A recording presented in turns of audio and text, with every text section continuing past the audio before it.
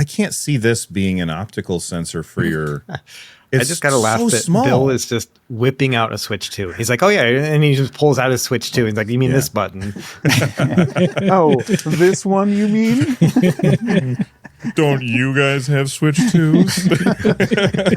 This is my third one. This is the one I keep in the bathroom.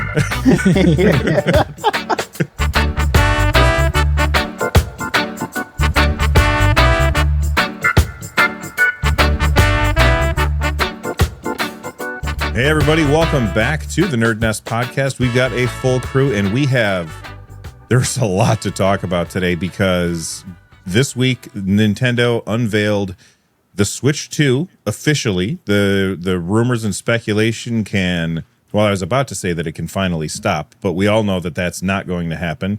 I have been a little bit under the weather today, and so I'm recording the podcast even though I'm a little sick, because here at my home base, I can run out of the room. And if you guys see me vanish from the screen for a little while, just keep going. We're fine. Because I'm not feeling great. But let's go ahead and get started and talk about the Switch 2. Before we get to all of the our prognostication and our analysis of everything that we saw, I just want everybody's letter grade for Nintendo's presentation for this thing. Carrie, I want to start with you. What we saw this presentation from Nintendo, no words. What's your letter grade for it? What do you think about that? I give it a C. Okay, a C. C. Russ? I give it a B. A B. Rich? I give it a B. That's what I was landing on. Yeah. Okay. I'm going to qualify my answer. If we didn't know all of this stuff ahead of time, I would have given it an A. But because we knew everything ahead of time, I'm going to say it's a C. If we didn't know all of this stuff, if it wasn't just confirmation of what we already knew, I think people would have been like, holy cow, look at how big that screen is. Look at the joysticks. Look at all this stuff. But we knew it all. And so it was just kind of a letdown. But I do think that they did a good job, and I like that they didn't do that thing that Nintendo's known for doing, where they have a camera pointed at very pretty people pretending to play video games, which is always irritating to me. Yeah, this was a bit of a departure from their usual type of trailers where it's just beautiful people playing video games, and this one it felt like a tech trailer. So I saw a headline that was like, the Switch 2 feels more like a PC gaming handheld than like the Switch. And I don't agree with the headline, but I see the points, and that trailer is one of them. For me, I think the fact that it was just so whimsical, like the little sounds, and they took their time with it. They really could have shown that in about 15 seconds, but they took 2.5 minutes to do it. That's what I like about it. They're like, you know what? I understand that people want to see, whatever graphics and everything like that. We're not going to do any of that stuff. We're going to do our thing, and we're going to be whimsical about it. And here's just a little bit of joy when it comes to gaming. And that's why I gave it a B. Otherwise, it would be a much lower score. It was just kind of that whimsy that I really liked. I also think there's not much you can do in terms of showing power, the graphical fidelity. That's going to please people. I think people are not going to be happy. That was also weird. Just not showing any real graphics, you mean? They showed Mario Kart 9, right? Yeah. And there's aliasing all over the place. Yeah. It was a bland desert. Yeah. Textures weren't really there. Yeah. It could have been the Switch 1 version that I was looking at. I could not look at that. I'm like, I don't see Switch 2 there. So I don't even know what we're doing. Yeah. I saw a video from, I don't know who it was off the top of my head right now, but I saw somebody had Zoomed done in. an analysis of looking at Mario's cart in that, and you could see there's way more polygons in the wheels, they're rounder. You don't have as many sharp edges. Same thing with the steering wheel. It was very round, and you couldn't see the sharp edges. They were comparing it to Mario Kart 8 Deluxe on the Switch. So it is definitely a step up. But I was if you're playing Mario Kart, nobody really cares about the graphics, do they? I don't. Mario Kart 7 looks great. Looks really good. Yeah, that's what Nintendo's good at, is making games with low power look fantastic. Yeah, Luigi's Mansion 3 is fantastic looking. Like Luigi's Mansion 3 is so good looking that you would not believe what it's actually doing, how good it looks. And then, there's some other Mario's Odyssey. They do a lot of really interesting tricks. Like, they not only do they do like all of the crazy mip mapping, which they're known for, like they go to the nth degree in the event that no one knows what I'm talking about. The further you are away from the camera, there are different types of ways that you can texture things, but also like look at things. In Mario Odyssey, the further you get away, the further objects get. They actually take a 3D model and swap it for a sprite if it's way in the distance. So then they're no longer rendering that. So they're doing lots of things, and you can see it if you look all in the distance. You'll see it like swap, and then you won't really notice. But that's the type of degree that Nintendo goes to. They go to the nth degree of everything, not only in terms of like trying to just be finessing things for performance, but they also go to the nth degree for those little touches, like in Mario Wonder, right? Like all the little sounds and all the other things. And that's really what Nintendo's known for. And no one will could potentially have the vocabulary to describe it, but they can sense it, right? They feel the difference, but they just don't know how to explain what's really going on. I really felt this with New Super Mario Brothers U, of all the ones. Like, I know it's a Wii U game, but on the Switch, I remember my kids playing it on TV, and I was like, holy crap, like this, it doesn't get any better than this. You know what I mean? And it was just a 1080p render or whatever it was. But I remember it being like, wow, like I have no need after this game for any additional graphics. Like, it was that good for me. Right, I don't know why. Super sharp. Yeah, there's just things that Nintendo does, and I have no doubt that's the thing that I always like. I'm like waffling back and forth on, and the whole PS4 Pro thing that people are just fixated on, and I think that there are going to be areas, especially later on in the Switch 2's life, that The elephant in the room rears its ugly head. yeah. As it goes on in its life, that we're going to see things that could exceed the image quality and fidelity of the PS4 Pro, especially having greater RAM, faster CPUs, those types of things. Because the PS4 Pro had those AMD Jaguar cores, and they were terrible, like really bad. So we have a better CPU, we have a very good GPU, we have a bunch of RAM. There's a lot of places, and then you have DLSS 2. So there's like a thing, like a magic button that Nintendo and NVIDIA supplies could just activate. So I am confident that there are games that when docked can look better than PS4 Pro, but not every game. They're going to be, there's going to be exceptions, and then there's going to be just regular ports. And then there's going to be some games that come out and you're like, wow, these guys really did nothing. They literally just parse compile and went about their day. It's like, compile, fix this, compile, okay, it worked, ship it. Well, I mean, since you brought up Mario Kart 9, let's talk about it for a little bit. A couple of things that came out.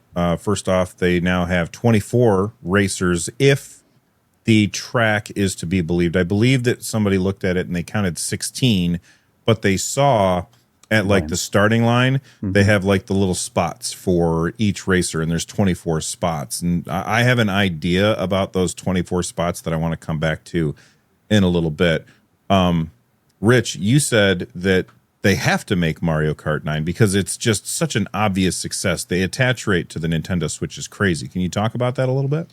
Yeah. And here's another thing too, right? It wasn't just that it was successful. It was successful, and it was not a sequel, right? Like, it was the same game as the Wii U game with 12 years ago. Right. With a couple extra bells and whistles. So like all of that time that they could have spent developing a Switch exclusive Mario Kart, they didn't do, right? They put that effort somewhere. Someone was making a Mario Kart during that time for all of those years. So like, it just makes sense that Mario Kart 9 would be the one that they come out with. And it's also one of those things that it's like a predictable, like in thinking in terms of like project management in game development, like it feels like I can predict better when a Mario Kart will be done versus like when a new Mario will be done or when a new Zelda will be done. It feels like I know approximately how long this takes to make. So it really felt like a no-brainer for Mario Kart 9 or whatever it's going to be called to be the like first, the launch game that we see for the Switch 2. And that does seem like what we're going to see.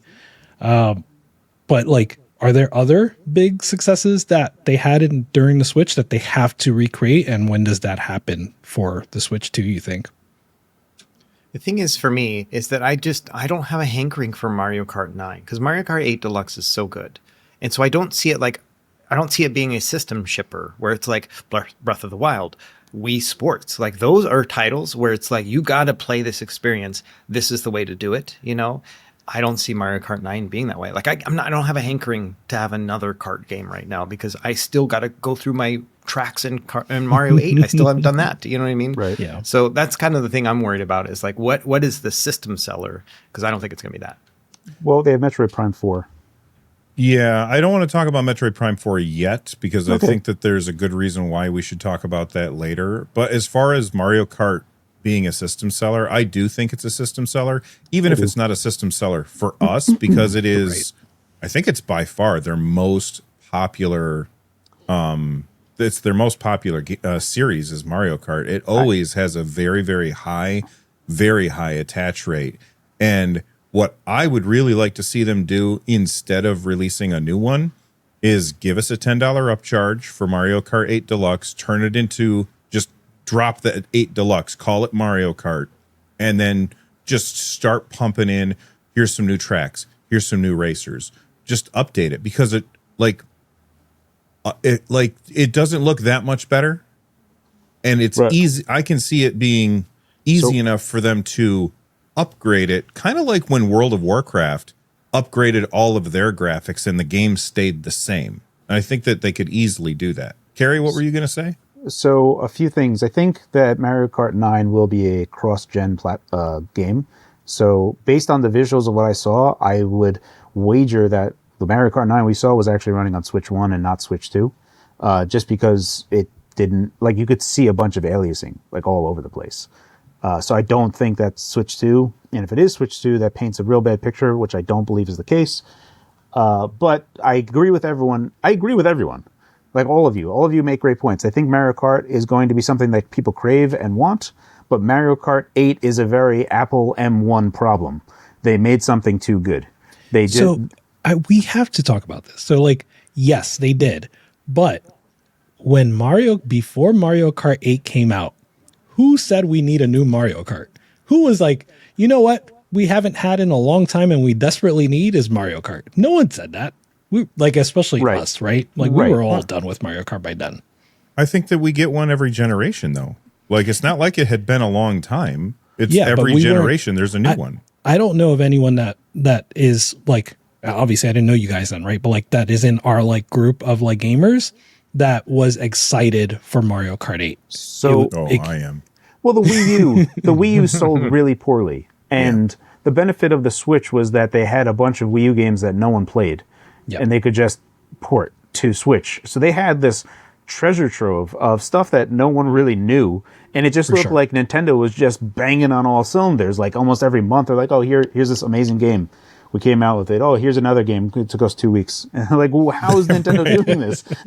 Well, especially because when you remember how horribly the Wii U was selling, Nintendo, and then like it's in its last year, no games came out because basically Nintendo was like, well, okay, we screwed up. Let's just not release any games on the Wii U from here on out. We'll just, when we hit that first year for the Switch, we'll have banger after banger after banger. So you were going to say something a second ago, Russ? I was just going to say that I get all that, right? But I just don't see it being a system moving game. I see it being that if you're going to get a Switch, you're going to get Mario Kart 9. Like it's just like that's where the attach rate comes from. But I don't see it being the impetus to actually purchase a system. I don't know. And it's again an M1 problem because I think that 8 is still so good. Yeah, it is. Fantastic game. It's like no one stopped them, right? They were like, we're going to make the best Mario. It's like they had Mario Kart 8 from the Wii U I still have my limited edition I got from Nintendo World Store that they only made like 500 of, right? Like I yeah, still me have too. that. I'm just gonna reach up and grab it. It's right over there. But I didn't play it. I kept it in the box, and I have it. But then when Mario Kart 8 came out on Switch, I was like, oh, I'll just play this version. And they expanded upon that. It's the same thing for Smash Brothers, right? They had the 3DS and the Wii U version. They just brought over it and made it Ultimate. And then all of a sudden, they got like a bazillion characters that you can play, and 4 million levels and 80,000 songs. And it's just like, and none of them is like filler, really. They're all really, really good. It's just like, that's a hard level. Like, you can't just make the bar super high and be like, okay, well, we gotta beat that now. So it's going to be a problem. I think that, I don't know. I agree with Russ that I think that people are going to buy it because it's a thing that you do when you buy, it's going to be a Nintendo game, and you're going to buy the Nintendo game that comes with the system. Yeah. But it's got to be, go ahead. Yeah, unless there's some online component that, is later to be revealed with the 24 players, or maybe there's a 1 versus 100 mode and you have Battle Royale Mario Kart. I don't know. Who knows? Yeah. I also think that Metroid Prime 4 isn't going to be it either. I think it needs to be a 3D Mario. It needs to be like, I would say, new Super Mario World. Like, take that Super Nintendo Super Mario World and like 3D it or something like that. That's going to be the one. Because everyone's going to want that. Don't put a number on it, because I think Metroid Prime 4's got that number, and people are like, what about the first 3? I never played the first 3. Like, there's too much of that barrier too. It's got to be a new thing, and I think a 3D Mario is where it's at. Would Animal Crossing sell consoles? Yeah. Okay. Russ is on record saying that he hates Animal Crossing because I don't know what's wrong with him. I mean, Animal Crossing is not a game for me. I've seen it, but I've also known friends that were just super into Animal Crossing. Like, I mean, since GameCube days, like legitimately, like could not wait to get back home to play more Animal Crossing. And I would like watch them play, and I'm like, is this it? Am I missing something? You got new furniture? Great. Yeah, I get it. But like, I don't know. Yeah, Animal Crossing. Listen, there's a bunch of Nintendo games that are going to sell Nintendo stuff, and I think Metroid Prime 4 is more for our contingent, the hardcore of the Nintendo group. And then you have Mario Kart, which is going to be like, my son is looking forward to Mario Kart 9. When school is like tapering off and work starts like, winding down, he brings the Switch with him to school, and then he'll just have Joy-Cons and they're playing, multiplayer on a single Switch. So that happens. So I know that just from that aspect alone that, he's going to be looking forward to it. So I think Mario Kart's going to be big. I just don't, in terms of a seller, right? I think the attach rate's going to be very good. I don't think it's going to get, my gut reaction is going to say, if you were to honestly compare Mario Kart 8 Ultra Deluxe Super Awesome to Mario Kart 9, you're going to be found wanting. And you're like, well, there's only 10 tracks. Why is there not 4 million? And, that type of question. I think I've got a solution for Nintendo, and I hope that they take me up on this. Oh, they're watching. Yeah, of course they are. If they just port Mario Kart 8 Deluxe over, drop the name, and then just add into the Nintendo Switch Online subscription, hey, if you subscribe to Nintendo Switch Online, you get all the new tracks that we're adding, you get all the new characters that we're adding, and you don't have to pay for any DLC. I think that a lot of people would subscribe, and then they're getting hit every single month for that X number of dollars, which is more money over time than if you just sell Rich, for example, a $70 whatever Mario Kart game. However, so you're saying a live service game? I mean, it's the perfect live service game because it's an online. I mean, it's not online only, but it's a game where I've played online 1,000 times in Mario Kart 8 Deluxe. It's the perfect live service game. It is a very good. I would agree that it's a good live service game. Did you guys see any of the other crazy rumors that came up that just infuriated me? I don't know. About Breath of the Wild remastered. Because at Gamescom there were rumors that they were showing it off at 4K 60 or whatever. Yeah, that they're showing like the Switch 2, like so. But the problem here is that you have to buy it all over again. Like there is no $10 upgrade fee, and the other one doesn't get upgraded. It's just pay $70. Based on the rumors. Based on the rumors, yeah. I mean, but anybody can make up rumors. Right. I get that Nintendo's really leaky right now. At least it seems like it. But that's because they have to partner with manufacturers and warehouses in order to make this hardware. They don't have to partner with shit when it comes to software. Like, they just do it their own thing and then they ship it. So it's easier to keep the wraps on that stuff. And especially like pricing and things like that. They don't have to tell anybody anything ahead of time. Certainly not this far out. So I think rumors that are like that where people are like, you're going to have to do this and you're going to have to do that. I think it's wild speculation, which is fun, but it's also, I just don't find it believable. So so for me, and I that's basically it. I just hope that it's just BS, right? Like that's my hope, is that it's BS. But there's like so many leaks that have happened, and everything wound up being like correct, that I'm just like, oh, come on, please don't let this thing be correct, because it was like, you know, there's going to be another NSO tier that's, you know, $70, whatever, and this and that. And I'm like, I don't know. I don't know. I'm already paying for it because my son uses Nintendo Switch Online all the time, so. I like, it's just part of it's part of my, I just don't even know that money exists. It just goes to Nintendo each month. For what it's worth, when it first came out, that family plan, which is like $35 a year or something. Yeah. Something small. And you can get 5 people in there. I had a buddy that was like, hey, I'm doing this. You want to get into it? I was like, sure. And he was like, do you want me to kick you any money per year? He's like, I don't worry about it. Mm-hmm. So I've just had like Nintendo Online that I haven't paid because I'm just attached to this guy's thing. And but he only does the basic. He doesn't do the more advanced one with N64 emulation and the other stuff, which is fine. I just need if I can get online every now and again for whatever game I want to play. Yeah, that's all I need. Yeah. So real quick, Carrie kind of alluded to it, but I had an idea for the 24 cars. I think what they should do for Mario Kart 9 or whatever they want to call it is, you queue up and you go in with 100 people, or not quite 100 people, 96 people to be precise. And they run 4 races at once. And then the winners of, like the top 4 in each race go on to the next heat to narrow people down until you have one winner at the end. I think that would be kind of cool. And it would make a lot of sense why they have 24, although I think it'd be better if they had 25. Because then it'd be an even 100. 96. Yeah. Right, yeah. Right, and only available for this month, and then it goes away for some Actually, yeah, that makes more sense now, right? Because it's called Mario Kart 96. It's man. 9/6. That's right. That's what it is. 9/6. And now we've got the numerologists are just picking up on this. And they're like, oh my God, there's so many things. Why does it say 148 in the windows or whatever? All right.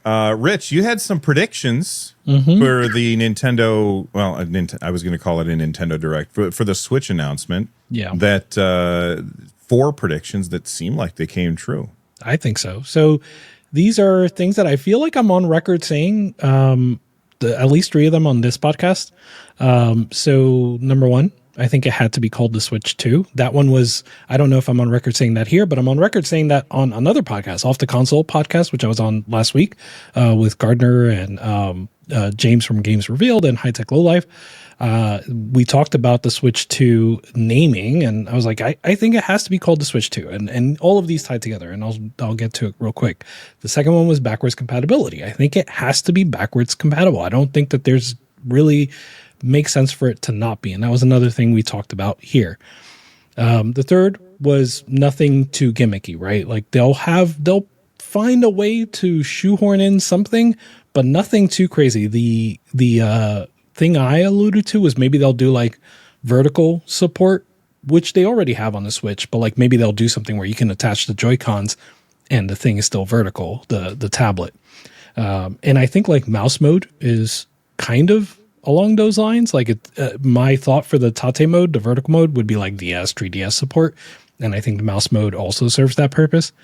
And then the last thing we talked about, which was Mario Kart 9. I just think it based on where they were in the Mario Kart game development lifecycle, I thought Mario Kart 9 made sense as a launch title. So I think those 4 things, the only thing we're not completely sure about is the gimmick, right? Like maybe they still have something up their sleeve. I know, Russ, you alluded to that quite a bit too. Yeah, I'm still thinking about it, and I've gotten a lot of good comments from the video I released yesterday. But now I'm thinking it's going to be some sort of screencasting option potentially. That button on the right Joy-Con that you could potentially screencast to do two screens, like Wii U style, I guess. Like one on your TV, one on your console, and so that would allow you to play 3DS and DS and Wii U and Wii games potentially in a different way. That's the only thing I can think of now, other than what I'd already been thinking about with the mouse mode and whatnot. I have another idea for that button, and Russ. This one's going to be painful for you to hear. We all know that Nintendo hates YouTube and they hate YouTubers, and I think that what if, and this is just wild. This is one of those wild speculations that is just fun to talk about. You know what I mean? But what if that button is like their share button that goes to like their own proprietary Nintendo only video service where they completely control it and they can delete everybody's stuff and they can completely control the narrative on that channel. And so you hit that button and you are live streaming to their stuff. But if you get banned, then they ban your account completely, because I know that Nintendo loves to control everything. I think the one thing about that would make a lot of sense, though, is when you're live streaming, you have to call a number so that it'll capture your audio, because it wouldn't do that otherwise. You got to use your phone. I'm pretty sure you have to call the 1-900 number to right on the back, the one on the back of your Super Nintendo. Yeah. Get Super Nintendo tips and stream your audio. Yeah. That's right. I feel like if they did something like that, they would just use the capture button that's already on the device. You know what I mean? They would probably repurpose that in some way. I don't know. There's something to it, but the stream thing makes a lot of sense. If you can, bring your DS games over or Wii U games, because they have a tremendous amount of dual screen stuff, right? So that makes a lot of sense. And we don't know what's on the inside of the dock just yet, so that would be critical, right? Like you would almost guaranteed need to have that plugged in. I don't know if you'd want to bank on like Miracast or whatever else is on a TV naturally. Well, so, if it's in the dock, then you can't use the touch screen. No, the dock houses the streaming stuff, so it could piggyback the signal, right? So you have you're bifurcating whatever you're doing. So you're sending your primary render target to the dock wirelessly. The dock, while it's not connected, is sending it to your TV. You have the switch in your hands and are looking at the bottom screen or the second screen. Yeah. Okay. I could get behind that. And I'm 99% being a smartass when it comes to my streaming thing. Right. I do think that it would work better on the other Joy-Con, but I also don't know if you really need to have a physical button to accomplish this casting thing that Russ is suggesting. Like that could just be done and hold down the plus button for X amount of time, and then it pops up a window, a menu, and you can pick from that. I love the notion that the Switch 2 does have some sort of casting functionality, whether or not the button is dedicated to it. I think it makes a lot of sense with just what Nintendo has done in the past. But my current money is on that not being a button at all. It's just an optical sensor, kind of like the GPD Win, like thumb mouse thing. Yeah, exactly. So they have a really bad mouse sensor that's there. You can mouse sensor with it physically, and you can also potentially do a gyro. They have 3 mices. Touchscreen, right? For pointer interface there too. So many. I mean, that C button makes more sense if you could swap screens, right? So if you wanted to just quickly toggle them. Oh. So if you're playing like a 3DS game on there, you press the C button and it flips it over. I can't see this being an optical sensor for your... I just got to laugh that small. Bill is just whipping out a Switch 2. He's like, oh yeah, and he just pulls out his Switch 2. He's like, you mean this button? Oh, this one you mean? Don't you guys have Switch 2s? This is my 3rd one. This is the one I keep in the bathroom. Don't you think Rich? Don't you think that button's just too small? It's the same size as the home button. Yeah, it does look really small there. I do wonder, I do feel like only having mouse mode available via detaching the Joy-Cons is not the right call. Carrie brings up a good point about gyro, right? Like that could be the way that we have pointer interface when you have the Joy-Cons attached, but I don't know. I'm not sure that that's a very Nintendo solution because it doesn't feel like it's accessible to everyone. Right. So I don't know. This is a tough one. Think about the mouse mode, and you're like, okay, quick, somebody get me a table. You know what I mean? Like we don't want to be in that kind of environment. And so there's got to be some other way that makes it work. I mean, so that's like a super interesting thing. I'm not opposed to the mouse mode because if it can work, fine. Like you have the whole thing of like you put it on a table, you pivot the kickstand to be where your eyes are lining, and then you have one joystick that you're moving around with, and then another where you're using it to aim and stuff. That type of fidelity is going to be better than the analog stick by far. And for people that are still like me, that their brain just gets broken when they start using gyro, they could use the mouse. I'm like, I could take it or leave it at this point. The only other thing that I would say about that capture button, piggybacking on Russ's idea, is Nintendo does have that patent where you could have a tooltip. So you can have it on there, and on your main screen, you could have like a how-to video that Nintendo has that's like, here's how you get past, this is how you get past this thing. And so I could see that as well. Or just like for the brain rot kids where they need to have YouTube running on the tablet and the game running on TV, or vice versa. Because that's what they do. I have my nephew. He's like playing Fortnite with an iPad, just going like this, has a little thing running, he's talking to other people, and it's the craziest thing. I don't know how he's playing it, and he's not doing bad. Can you do that hand motion again, please? Yeah, it's like this. He's the only, like, I've seen other kids do this where it's like, oh, that your touchscreen is 10-point input, correct? I need at least 7. I'm a very 1 point only, maybe 2 max. Yeah. Right. But yeah, these kids today, man, they're like hardcore. Well, Carrie, Super Switch is out. Switch 2 is in. How angry are you? There's a part of me that still wants to call it Super Switch, but then I do appreciate that Switch 2 is just faster to type and say. Mm-hmm. Yeah, that's fair. So I still, in my heart, I know it's a Super Switch. Because that's what it is. Super Switch was always a good like bit for us, right? Like the olds. Right, we love Super Nintendo, and Super Nintendo Switch just has an amazing ring to it. That was always a thing. I would always be on Twitter, and I'd be like Super Switch, and they were like Super Nintendo Switch. That's and right. I like. All right, that's fine. We can say that. We can go SNES,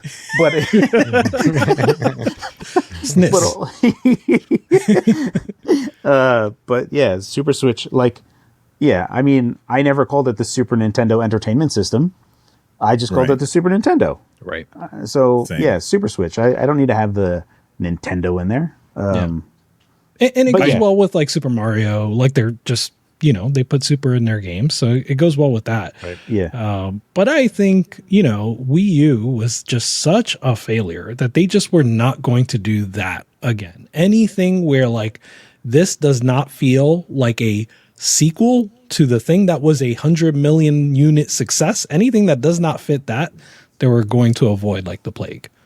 For years, I put the blame for that on the name of the Wii U and the way that it was, the way that they showed it off, and it also had the waggle, the Wii remotes, right? Yeah. But like I said earlier, I'm not feeling well today. So I was watching a lot of YouTube, just kind of sitting, vegeting out on the couch. And one of the videos that I saw was IGN had posted every Nintendo commercial so far for like when the thing first came out. And when they got to the Wii U, they over and over and over, Nintendo called it the new controller, the new controller, the new controller. It was like 10 times they called it the new controller. So it did seem like it was just a controller, and I think it was $350 for a controller.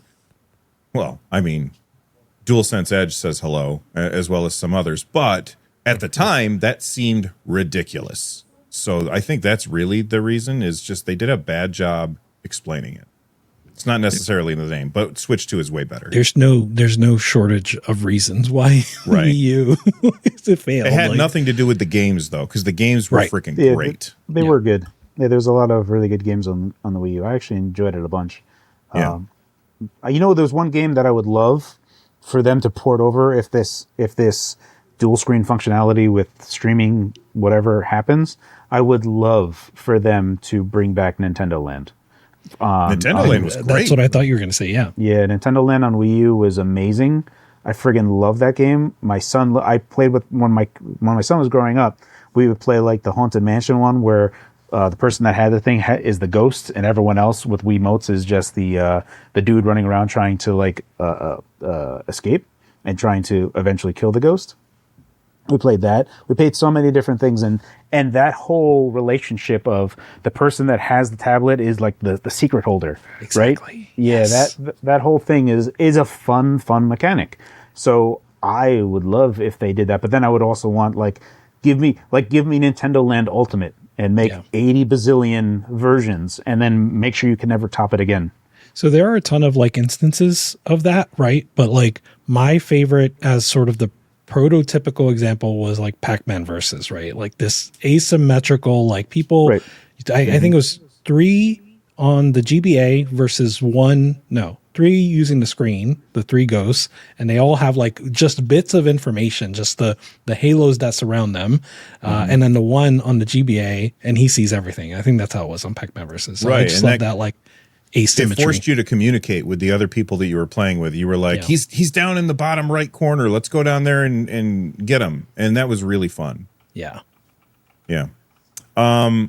So real quick, backwards compatibility.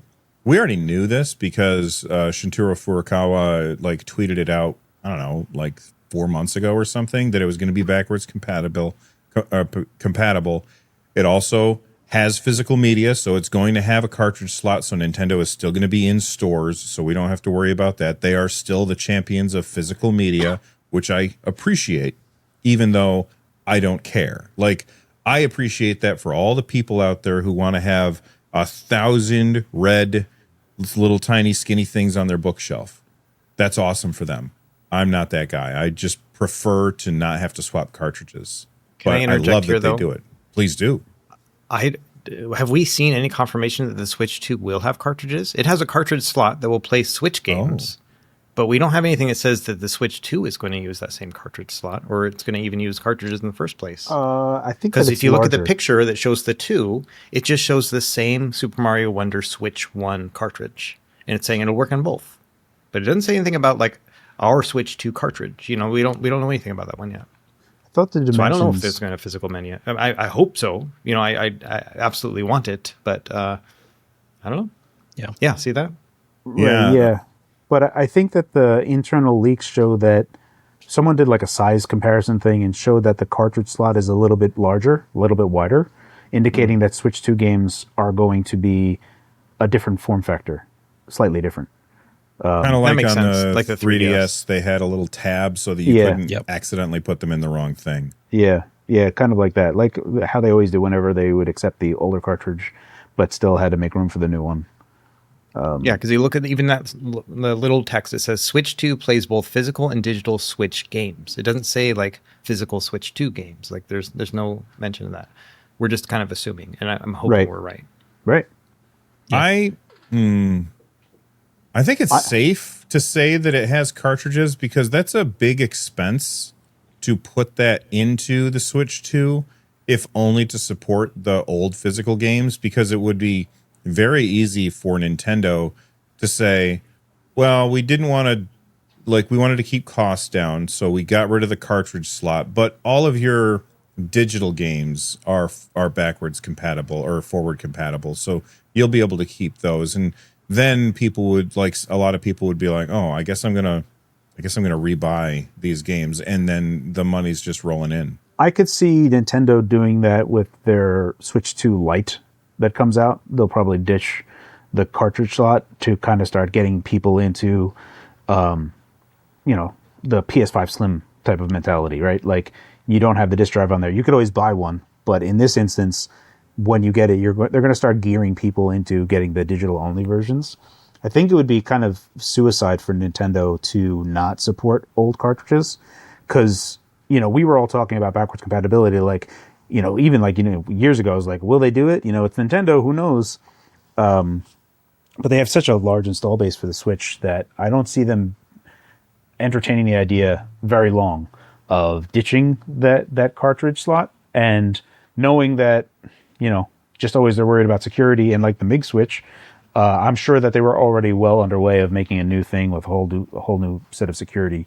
So I always anticipated, I still anticipate Switch 2 physical, but Nintendo's kind of a weird, traditional type of company. I could probably still fax them. Fact. You can absolutely still fax them. Yeah. Yeah. Oh, That's how. facts. Yeah, that's how the lawyers knew to visit the Genki booth. they got a fax earlier that day. They like ripped it off and they started running Put on their sunglasses and just go. Let's see, I got this paper from 1983. Let's see what it says. And it's the dot matrix kind that's and they're like Holes ripping. on the side. Yeah. Yep. Yeah, they're peeling I'm that just off of their- imagining. Yeah, I'm imagining the Elite Beat agents. Remember that game on DS? Like those guys in the suits. Yes. That's their lawyers. I love that. Yes. Yeah, they're peeling out of the parking lot. The guys tearing off the perforated edges. I'm not going to lie.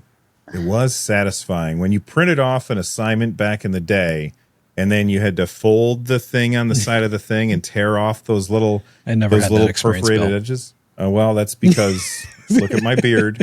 It's very gray. Some might say white, and that's because I'm very old. So there you have it. All right. So we talked about, you know what? There's something that we kind of skipped over when we were talking about mouse mode, that we like. What kind of games? Obviously, first-person shooters.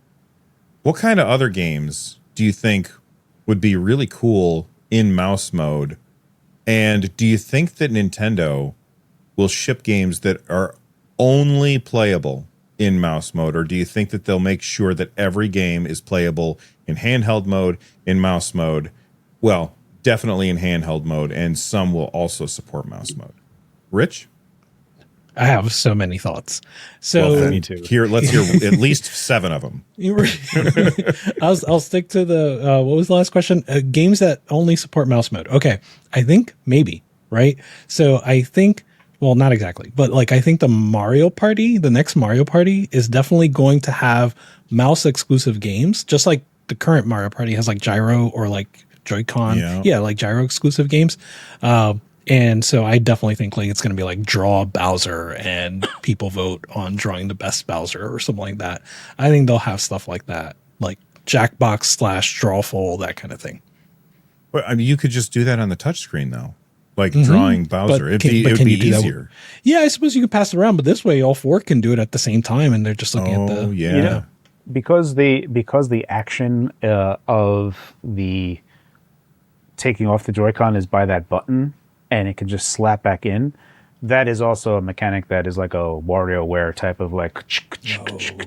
Yeah. So there's definitely going to be Mario Party, other type of things. There's going to be some type of weirdo Zelda puzzle that they're going to have where they're just like, take your sword and snap it to the tablet, and you're going to be like, oh, and you get the little fanfare. That would be fun, actually. Yeah, there's going to be. I could see them doing things like that. Now, dedicated, I don't know. But there's like, Doom is going to come there, right? The new Doom Dark Age is going to be on Switch 2, and that's going to be something you're going to want a mouse on.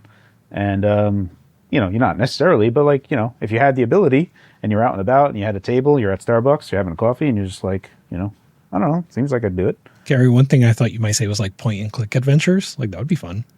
Yeah, I mean, like there's definitely going to be indie games, right? That will definitely look to support that. Man, that's one genre that I wish never died, but those people, whatever. Look how sad you made him. I know. I'm sorry. I didn't mean to. Yeah, So end here. What was that, Russ? I said we'll have to end here on that note. Just kidding. Yeah. I was so the new Indiana Jones, the first 2 levels that you play have a very adventure-y game feeling to it, especially because of how large the levels are and there's no real break. So it feels like the same type of adventure game where you would just kind of like go across the world. You go across this level and this level, but it's all contiguous, right? There's no stop, and there's a puzzle over there and there's a puzzle over there, and they're all kind of interconnected, but there's distance. And Indiana Jones felt like the most modern take on an adventure game in the first 2 levels, and then they like kick it up to 12th gear in like the 3rd and 4th levels. It gets so good. I got to go back to play this. Right after this, I'm going to go straight back to playing. I was going to say, so real-time strategy games, so Advance Wars, like this could be a really good launch title, if they were working on that kind of thing. And I would think that it would need to have the ability to play both, with a controller or with the mouse if you really want to get into it kind of thing. Yeah, I don't know how that's going to work out. I never actually played those games, so I'm not sure mechanics-wise, but, I can kind of see something like that going forward. But any sim game. Yeah, who knows? Like literally any sim game. Yeah, you could draw little boxes around your Pikmin in order to select them. I mean, the idea of using the left analog stick for WASD is very comfortable, and you don't really need like that giant movement is fine. That gross movement is fine for that, right? You don't really need precision for movement, but you do need precision for camera movement. So I don't know. I think that there's value to it, and if it doesn't necessarily get used by everyone, I do appreciate it. I just, like you've said, Bill, like when you've looked at it yourself, you're like, I don't know how this is going to work. We'll have to wait to see. I don't know. Yeah, in the video they show like I don't know. They have the Joy-Con rails that they had with the last ones, and these kind of look like they are. I'm trying to share my screen, and if it doesn't make it into the podcast, I'm sorry, everybody. But they kind of show the Joy-Con snapping into the rails, and I almost wonder, because they look a little bit wider than the Joy-Con itself, and I almost wonder if that makes it a little more comfortable to hold, because when I saw the rumors about the optical sensor, my first thing is I went and grabbed my Switch 2, and I went over to a desk and like held it down like a mouse, and I thought to myself, this is awful. Like, why would anybody want to hold it like this? It's not comfortable at all. And yeah, third-party manufacturers might be able to make something that has a wider base that gives you a place to put your ring and pinky fingers. But if you put your index finger on the bumper and your middle finger on the trigger, you don't have much purchase to hold on to with this thing. Like, I'm going to get severe RSI trying to play Splatoon like this. Yeah, that doesn't look comfortable. The only thing, so I don't like the idea of this if it's an accessory that you have to like kind of carry around with you. If that base like fit into the sides that you could like detach or reattach, I would like that better. But you saw it detach when the mice come up. Yeah, like flies off. Yeah, so it doesn't fit into there, unfortunately. But if that would like double as a feature where those things could be inserted, like if it could be carried along with the Switch, fine. But if it's a thing that I have to carry along with me, I never use those. I just chuck them. I just like, I'm never going to take out my Joy-Con and play 2-player and be like, wait, let me put on this thing so that this can be a little bit more comfortable. I just never cared. I just pressed the little buttons. I've definitely done that. Attached to the little thing, and I'm like, okay, here, you use this. We got to do this right. Yeah, or not at all. When my son was younger, I would give him the Joy-Con with rails, so that he had the little strap to make sure he didn't throw the thing through my TV. But as an adult, like, I feel like there's no way I'm gonna let this thing go when I'm doing this stupid waggle thing. Yeah, that's not going to happen. Of course, there saw a lot of TVs that were broken online, so who knows? You might be mousing with fury. Whoa, there it goes. If only I had the strap. Oh, That's poor pretty me. good. Yeah, there goes my TV. All right, so let's talk about, I think we hit all of those. Anything that you want to hit before we move on to the things we don't know, Rich? Because I know that you had a lot of notes that you had written down, and I think you're right. We I went think out of covered, order. Yeah, well, we covered all of it, I think. Yeah. Okay, so things we don't know. We don't know the battery size. Carrie, you speculate. How big do you think it's going to be? Based on the original that we saw like months ago now, like very, very many months ago of the internal housing, it doesn't look that large. So I'm going to say, like, knowing that it was going to be, I was predicting that it would be a large screen. 8 inches was like along my thing. So knowing that it's a bigger cavity, I personally think it's still going to be a 1-cell battery that's around 20 to 22 watt hour, which is like a 30% increase. Yeah, so at the minimum, right? So that's what I predict. That sounds terrible, but this is also an ARM processor. That doesn't really matter as much. It just matters that of how low they clock the thing at, what they determined, right? So right, but ARM power processors are more efficient at lower TDP, right? Not necessarily. No. X86 can get down to that power. Like you can do Intel's Atom cores. You can do in order versions, out of order versions. The smaller, like if you only have 4 cores, 8 cores, it depends on whatever architecture you're using. Not necessarily. The only benefit that ARM has exclusively over x86 is its foundational power gating, which is better, and that really just translates to standby time.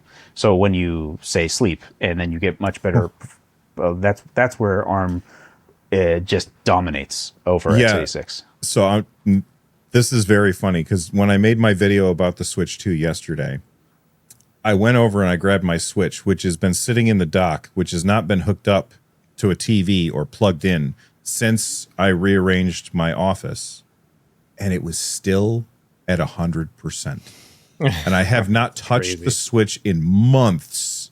It's just sitting there at 100%, never losing power. How is that possible? It's crazy to me. Yeah, it's just what it chooses to shut down in its system, what's allowable to be shut down. And then you have the problem with x86. Everyone, I don't know who did this. I really don't. I just blame Microsoft, I guess. With the modern standby, we used to have S3. S3 wasn't terrible. S3 would shut down everything except the RAM, so we still kept power going to the volatile part of the system, right? So as long as you had it there, you could wake it up and the rest of the system would power back on, and then you'd be back to the races. So you weren't really spending all that much power. And then somewhere along like Windows 8 or whatever, they started doing this stupid thing where it's like, well, maybe you want to do updates while your machine's sleeping. And then, you have it in your backpack and it spins up to like 3 gigahertz and starts doing stuff. And you open up your backpack like, why is my backpack so toasty? Why is my laptop dead? It's just the dumbest thing that everyone kept on going with. And we're in a real bad situation with it entirely. Qualcomm does a lot of better jobs because they can do other things like put, wireless on chip itself. So now you can do even fancier stuff without it being on separate components. So there's lots of things that can do. But specifically when we get down to the technicality of it, ARM is very good. It's not that it's bad. It can be as performant as x86, but likewise, x86 can be as power efficient as ARM inside the same given performance scope. So it's not necessarily that it's just, it's good. It's still good. There's nothing wrong with it. Gary, do me a favor. Look right into the barrel of your camera and say, everybody's wrong about ARM. Everybody's wrong about ARM. There you go. Perfect. The problem, it's Apple. Apple screwed everyone up. Apple made everyone believe that, ARM is just super awesome and super efficient. And no, Apple just did a fantastic job with their silicon, and no one from their business unit told them to stop. That's all that happened. That's all that we got, is we got the best of the best. And now everyone looks at the M1 and they say, that's ARM. And it's like, that's not ARM. That's the M1. Get it right. Get it right. So, Rich, Carrie looked at the graphics in Mario Kart 9 or Mario Kart, whatever it's going to be called, Mario Kart Snap. And he said, this looks like it's running on the Switch 1. So what do you think? Actually, I think that would have been a nice name for the Switch 2 is the Switch or the Nintendo Snap. Anyway, what do you think? Do you think that this thing is actually going to be that much more powerful, or do you think it's going to be an incremental upgrade? Like, you look at Nintendo's history, the GameCube was hardly the Wii was hardly more powerful than the GameCube at all. And then the Wii U was pretty much the same stuff. And like, Nintendo goes a really long time without having significant power increases. And everybody seems to be really worried about this. You know, there's that tweet from Bob where he's like, what did you guys expect? A 5090? So what do you think we're going to get for power on this thing? Bob is awesome. Man, I don't know. So I think that, like, either way, like, I think no matter what, this is a tough expectation to have from Nintendo, right? Because we have seen, so, like, even just PS5 to PS5 Pro, right? Like, a lot of people were underwhelmed, myself included, like, but that's just what you get these days. And in terms of, like, what the improvement's going to be at this price point, at the price point that people are going to target, manufacturers are going to target, that, you know, is only so many years removed. Of course, the Switch is many years removed from the Switch 2, so those expectations are even grander. But I expect that we'll see that upgrade, right? Of, like, you know, it's been that long, so we'll see a substantial upgrade to the Switch 1, but how's it going to compare to PC handhelds, right? Like, that is going to be a lot of a tougher question, and that is now going to be what Switch 2 is compared to, right? Like, how does a game on Switch 2 look like compared to the same game on the Lenovo Legion Go S or something like that? Mm-hmm. That's going to be a comparison that's going to happen a lot. And I'm not of the mind that it's clearly going to surpass the PC handheld, whatever the modern PC handheld is. I think it's going to be pretty close. I don't think it matters if it surpasses the PC. Let's imagine that it does, and they ship the Switch 2, and you turn it on, and you're like, holy cow, this looks so much nicer than my Steam Deck or whatever.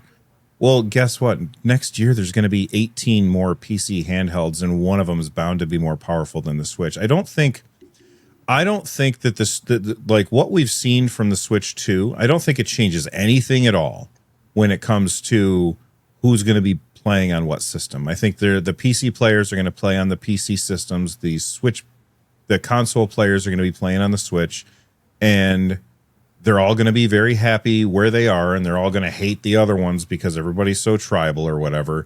But the real thing is that it doesn't matter how powerful the Switch 2 is. The Nintendo games are going to run friggin' fantastic on it. And you know what? Sometimes we get games that run at like 15 frames per second, like Hyrule Warriors or whatever. No, the people who are buying the Switch, they don't care. They just don't care. Most of them. Yeah. Yeah, I would say it's for me, it's less about the power. Like, if it plays like at the PS4, not even pro level, I think that's fine for me. What it really comes down to, for me at least, is that it's going to break into a new threshold where with the old Switch, it was, and I think I mentioned before, it's like you buy it for the Nintendo games, and if you don't have any other way to play like Witcher 3, then you can play Witcher 3 on it. But it's not going to be a great experience. But if it gets to this threshold now where it's good enough, you know what I mean? They could put Elden Ring on that thing, and it might be good enough that you don't need a PC, that you don't need a PS5 or, you know, Xbox Series. Then that's where they're going to start cutting into the market, the good enough part. Not to actually eclipse the Steam Deck or that kind of stuff, but if they get to that point, and then developers are like, oh, we can actually sell a lot of these things if we port our game over into the Switch store as well. That's where I see a kind of sea change happening, not necessarily in outperforming the others. I see handheld mode. If we were to take a look at the power that the Switch 2 is using in handheld mode and force the Steam Deck into the same total power scope, I think the Switch 2 will beat the Steam Deck in that same power scope. Only because Nintendo is going to push this to its absolute breaking point of how low this thing can go. And the Steam Deck is like, it needs 10 watts TDP just to like kind of like be there. 11 watt is really its like sweet spot technically. So 11 watt, you can get most of all the performance out of a Steam Deck, but then you're like, you mean like, total system TDP, right? No, I'm saying 11 watt TDP, which means like a 18 watt total system. Okay.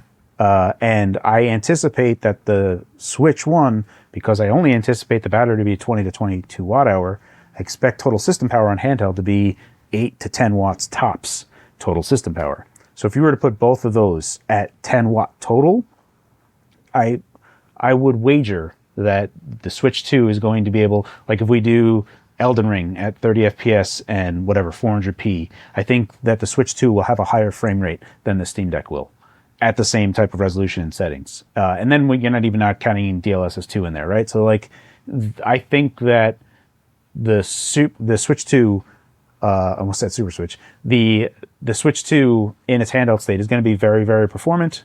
I also think docked is going to be very good. But again, we have to temper all of our expectations that it's not going to be this voodoo thing. Like everyone expects NVIDIA's secret stash of whatever to just like, oh, it runs at 240p. Well, it's going to make it 4K 120. And it's like, well, probably not. I need you to just take a few steps back there. The DLSS side of it is going to add 5 milliseconds. Whatever. The upscaling component of it is a detriment in terms of what it needs to do, right? So that's going to add frame time onto everything else, so it's going to be a cost. It's not free.